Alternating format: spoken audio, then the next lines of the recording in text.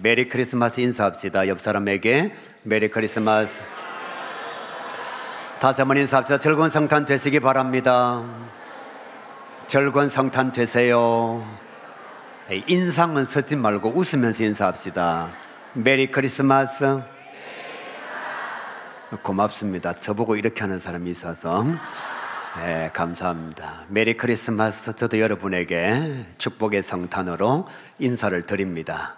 기쁜 하루가 되시고 평강의 하루가 될 수 있기를 주님의 이름으로 간절히 축복합니다. 교회와 기독교의 가장 중요한 절기 두 가지가 성탄절과 부활절입니다. 성탄절이 없는 기독교 생각할 수가 없습니다.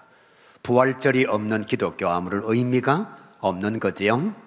성탄절은 죄인된 저와 여러분을 구원하시기 위하여 예수님께서 이 땅에 오신 날입니다. 예수님이 오시지 않았으면 우리에게 구원이 없지요. 부활주일은 사망과 죽음의 권세를 깨뜨리시고 우리의 모든 죄를 사하시기 위하여 다시 부활의 산 소망으로 오신 위대한 역사가 일어난 날이 부활주일입니다. 주님께서 부활하지 않았으면 우리에게도 부활이 없습니다. 사랑하는 성도 여러분, 오늘은 설교가 아니라 정말 여러분의 마음속에 하나님의 말씀이 넘쳐나서 기쁨의 날, 즐거움의 날, 평화의 날, 행복한 날 될 수 있기를 간절히 바랍니다. 마음껏 즐거워하시기 바랍니다. 오늘은 좋은 날입니다. 어떻게 어떤 자료에 보니까 이런 얘기가 있어요. 성탄 트리를 만드는 사람과 만들지 않는 사람 행복 지수가 2배가 차이가 난다는 겁니다. 고개 숙이는 사람은 트리를 안 만든 사람, 트리를 만드는 사람은 그것을 만들면서 행복해진다는 거예요. 이게 무슨 의미가 있나라고 생각해서 만들지 않는 사람은 그 속에 기쁨이 샘솟아나지 않는다는 겁니다. 종교가 어떠하든지 관계없이 거리에 흘러넘치는 캐롤을 따라하는 사람과 따라하지 않는 사람 행복지수가 2배가 차이 난다는 거예요. 집에 가시면서 캐롤 흥얼거리시기를 바랍니다. 그냥 행복해질 거예요. 여러분, 성탄절은 우리에게 기쁨의 날로 주신 하나님의 은총의 사건이 있는 날입니다. 우리가 기뻐하고 우리가 즐거워해야 돼요. 이건 안 믿는 사람의 명절이 아니라 우리의 명절입니다. 더 놀라운 자료가 있습니다. 성탄절 이브, 그러니까 전날 혹은 성탄절 때 사랑하는 사람들과 함께 모여서 음식을 먹고 자기 자신이 마음에 두고 있는 사람에게 사랑의 선물을 전달하면 행복 지수가 4배가 올라간답니다. 끝나고 난 뒤에 저한테 선물하시기 바랍니다. 저는 여러분에게 선물합니다. 오늘 나가시면서 고급 치약 하나 다 받아갈 거예요. 제가 1100개를 준비를 했거든요. 저는 엄청 행복해요. 여러분 저한테 안 했잖아요. 그러니까 가면서 선물하고 가시길 바랍니다. 그냥 자료지만 놀라운 결과잖아요. 종교가 어떠하든지 관계없이 사랑하는 사람들과 함께 전날 혹은 성탄절날 식사를 하면서 마음에 있는 선물을 전달할 때에 행복감이 4배가 높아진다. 그래서 여러분, 세상 사람들은 성탄절날 엄청나게 좋아해요. 그리고 이번 날 밤에 함께 모여서 행복의 시간을 갖는 모습을 정말 많이 보게 됩니다. 상업을 하시거나 장사를 하시는 분들은 더 좋아합니다. 매출이 엄청나게 올랐어요. 문제가 무엇인가 하면 우리의 명절인데 예수 믿는 사람들은 점점 성탄절날 안 온다는 거예요. 예배도 안 드리고 트리도 만들지 않고 뭐 식사도 하지 않고 선물 교환도 하지 않고 뭐 그런 건 무슨 소용이 있느냐 그러면서 점점 성탄의 의미를 소멸시키고 있는 겁니다. 그래서 교회를 가만히 보십시오. 예전에는 성탄 추리가 교회마다 넘쳐났습니다. 요즘은 점점 예산의 문제로 트리가 줄어들고 있습니다. 그것만이 아니죠. 성탄 전야제 할 때에 예전에는 믿는 부모님, 믿지 않는 부모님 혹은 할아버지, 할머니 다 와가지고 자녀들의 재롱을 보고 손주들의 애교를 보면서 함께 기뻐했습니다. 이제는 성탄 전야제가 사라진 교회가 점점 늘어나고 있어요. 성탄절과 부활주일이 없는 기독교는 생각할 수가 없습니다. 주님께서 우리를 사랑하셔서 인간의 몸을 입고 이 세상에 오신 위대한 날이 성탄절이에요. 주님께서 우리를 사랑하셔서 오셨습니다. 그러면 우리가 그 사랑을 만끽해야죠. 성탄절 되면 또 헌금해야 되나? 여러분 제발 이런 생각하지 마시길 바랍니다. 헌금 안 해도 돼요.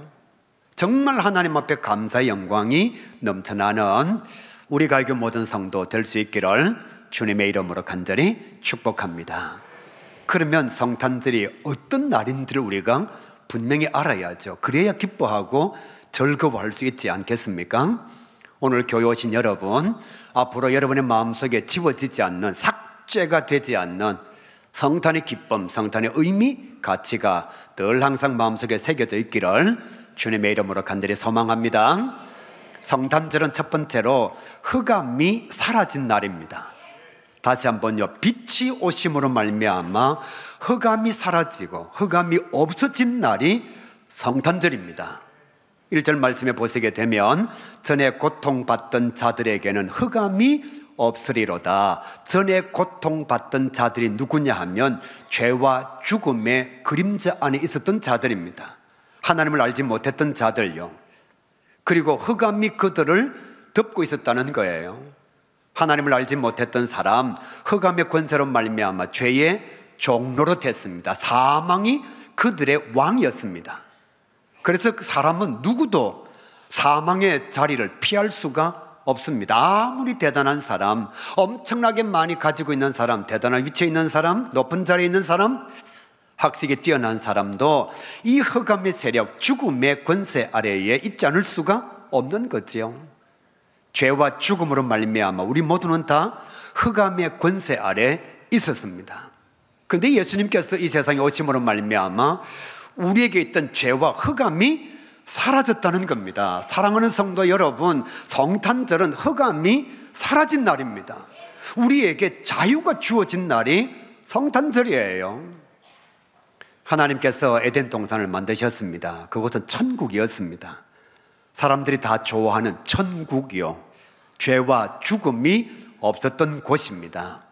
다툼과 아픔과 슬픔이 없었던 곳이 천국입니다. 그때 사람들이 교만함으로 말미암아 하나님의 말씀을 어겨서 죄와 죽음이 에덴 동산에 찾아왔습니다. 하나님의 말씀을 어기는 결과로 선악을 알게 하는 나무를 취한 결과로 인하여 그들은 에덴 동산에서 내어 쫓김을 당했습니다. 죄로 말미암아 죽음이 온 거죠.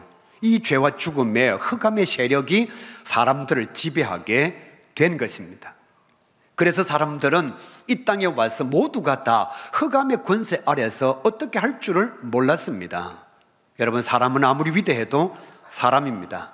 이 사람들이 흑암의 권세를 해결하기 위하여, 그 흑암의 권세에서 자유를 얻기 위하여 많은 종교들을 만들었습니다. 그래서 어떤 종교는 전생의 문제를 해결하면 극락에 갈 수 있다고 말합니다. 어떤 종교는 부모님을 잘 섬기면 좋은 곳에 간다라고 얘기합니다. 어떤 종교는 알지 못하지만 선한 일을 향한 사람들에게 좋은 나라가 주어질 것이라고 사람들이 스스로 흑암의 권세를 이기기 위하여 그런 내용들을 만들어내었습니다. 그런데 사랑하는 성도 여러분, 사람은 사람입니다. 사람이 아무리 노력해도 신의 자리에 이를 수가 없습니다. 인간 스스로 하나님께서 만드신 흑암의 권세를 이길 방법이 없는 거예요. 아주 잘나는 장닭이 한 마리 있습니다. 제가 한 달 동안 특별 특공 훈련을 시켰습니다. 그래서 이 장닭이요, 300m를 나르는 장닭이 된 겁니다.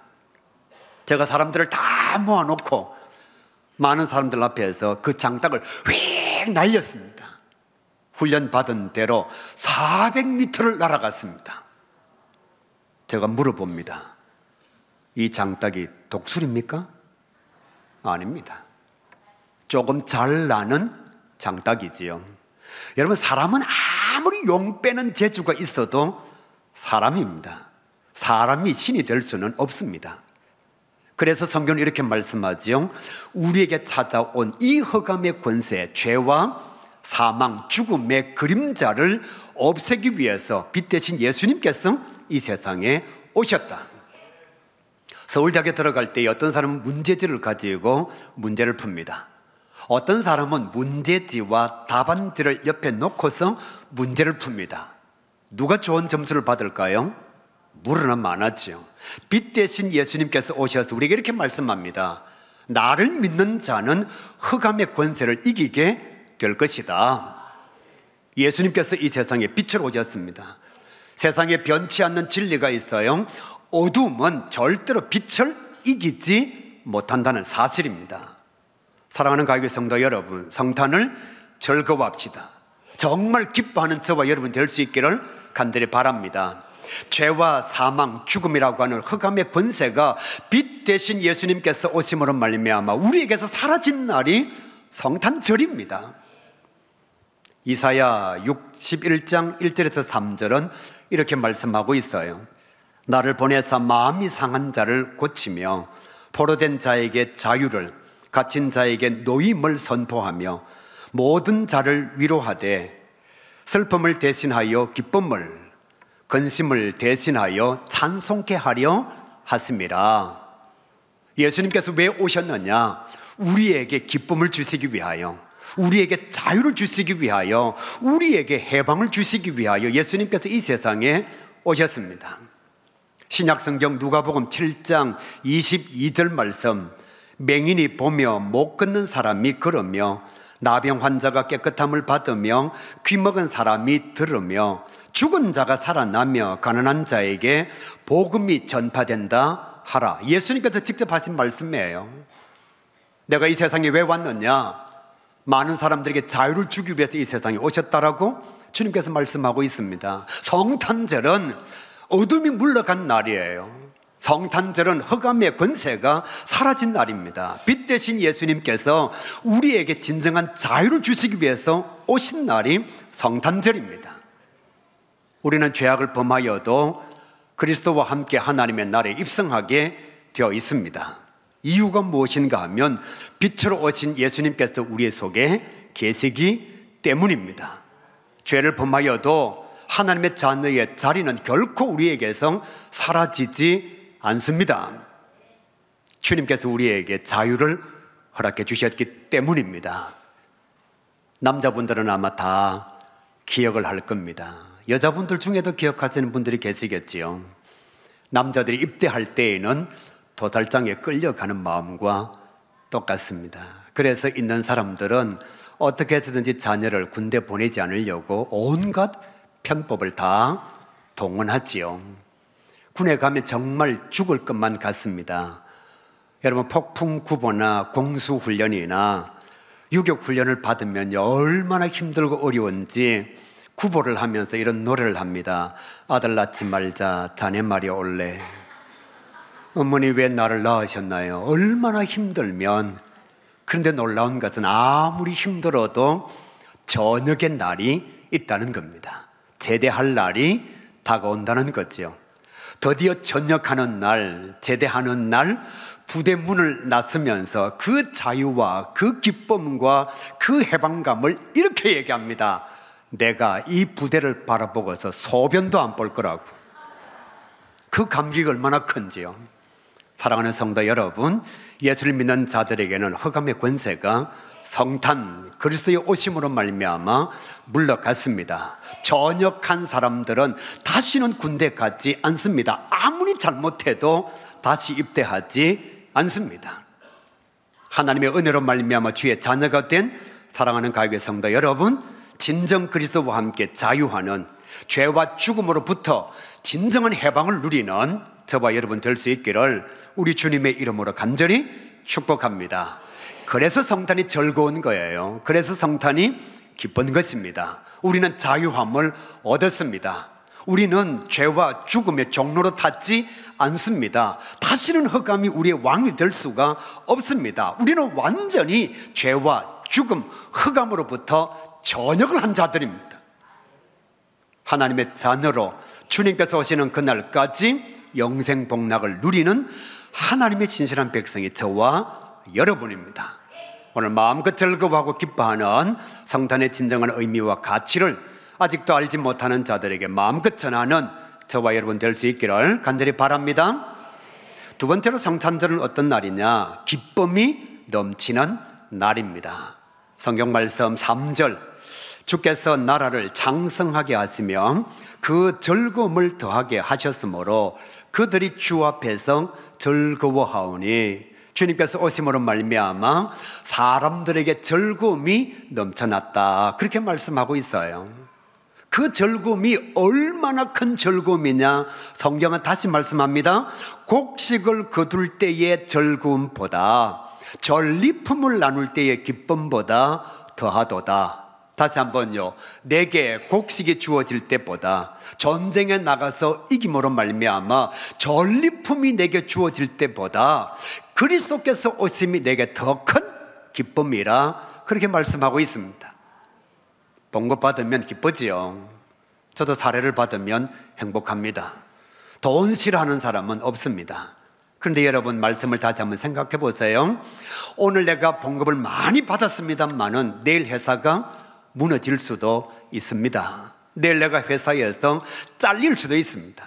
다시 말씀드리면 봉급을 받는 것은, 일을 하는 것은, 곡식을 거두는 것은 순간의 기쁨으로 끝난다는 거죠. 말씀을 다시 한번 깊이 들여다보면, 여러분, 전쟁에 이겼다 할지라도 계속해서 전쟁에 승리할 수는 없습니다.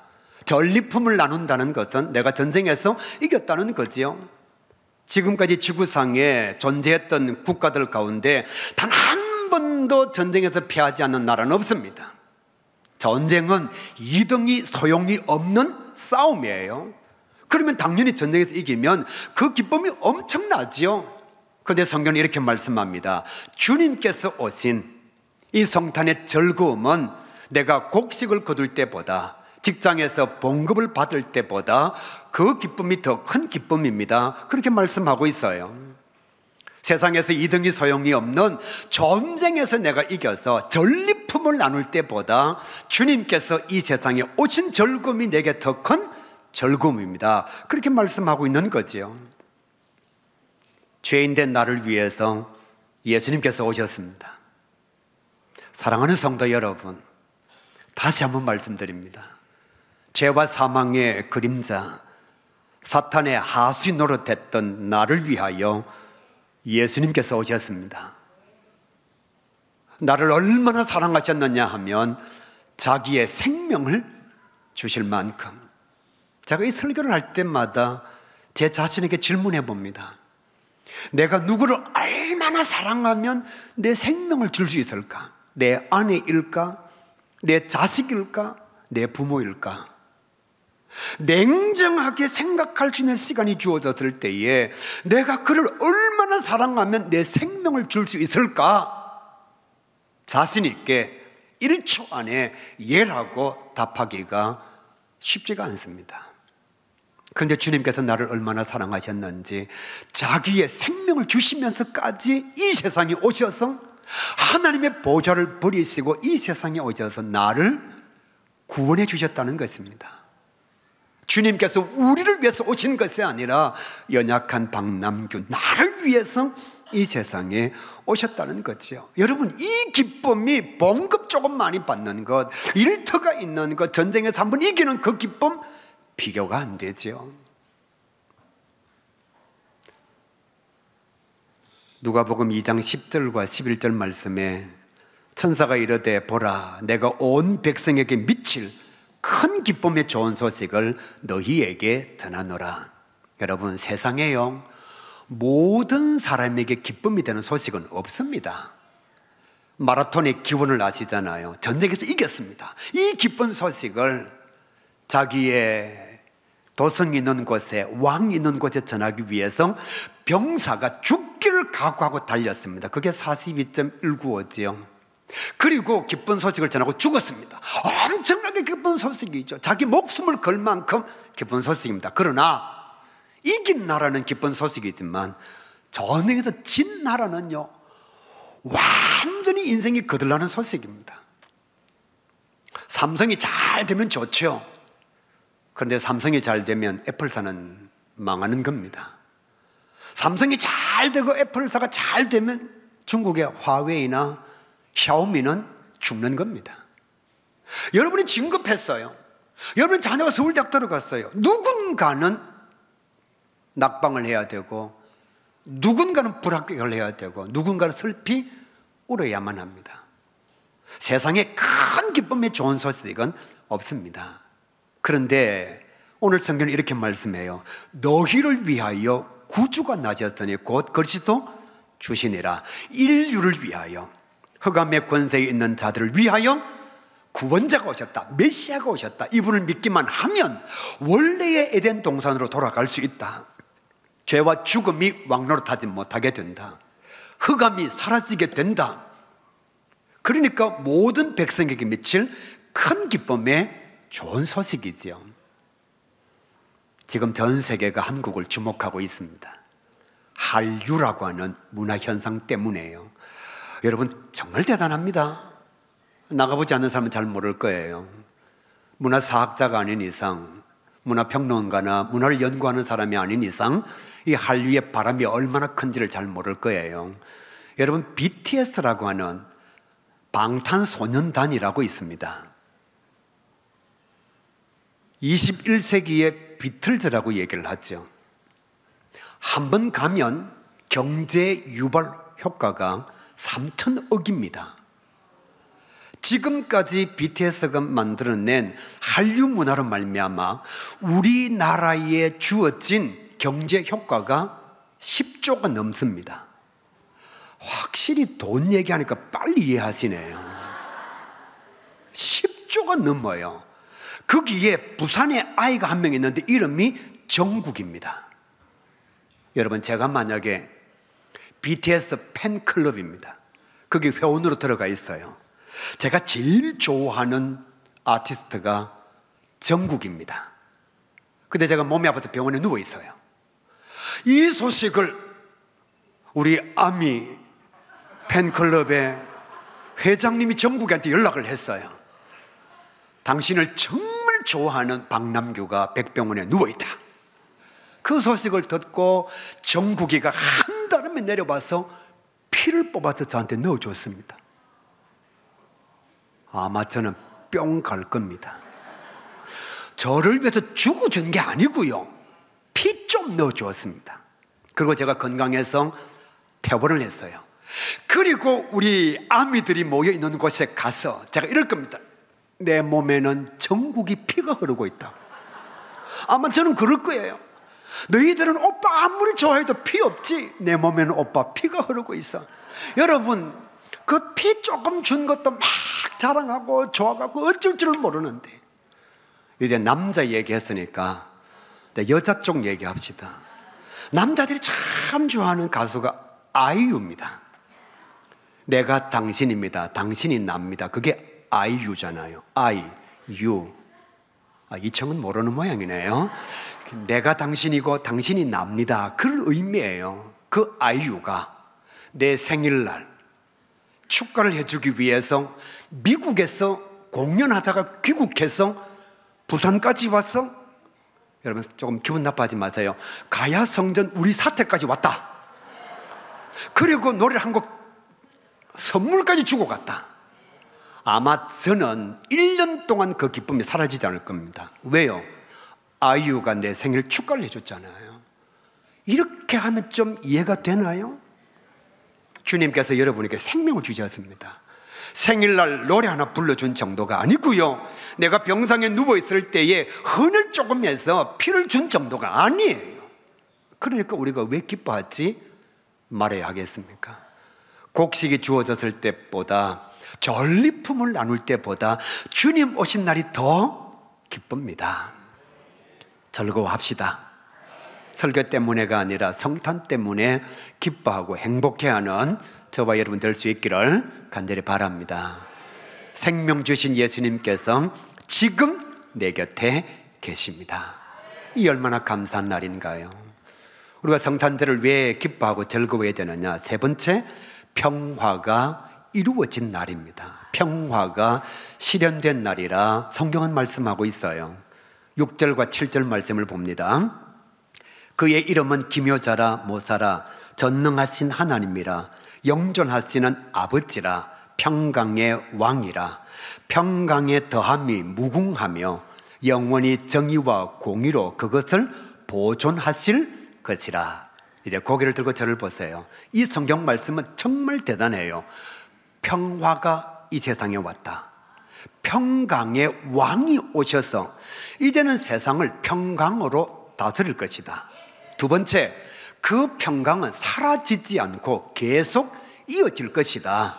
세 번째, 그 하나님의 나라의 평강, 평화는 영원 무궁토록 우리와 함께 할 것이다. 사랑하는 성도 여러분, 아내가 나에게 아무리 잘해줘도 언젠가는 내 아내가 내 곁을 떠납니다. 남편이 아무리 나에게 잘해줘도 언젠가는 남편이 내 곁을 떠납니다. 돈이 엄청나게 많아도 언젠가는 이 돈이 나의 죽음을 더 이상 어떻게 방해할 수가 없습니다. 그러면 내게 주어진 세상의 모든 것은 다 두고 가야 하는데, 오늘 성경은 이렇게 말씀해요. 그리스도를 가슴에 모신 사람은 평강의 왕이 그 안에 있는 사람이라. 그 평강의 왕 되신 예수님께서 그 사람을 계속해서 지배하실 것이라.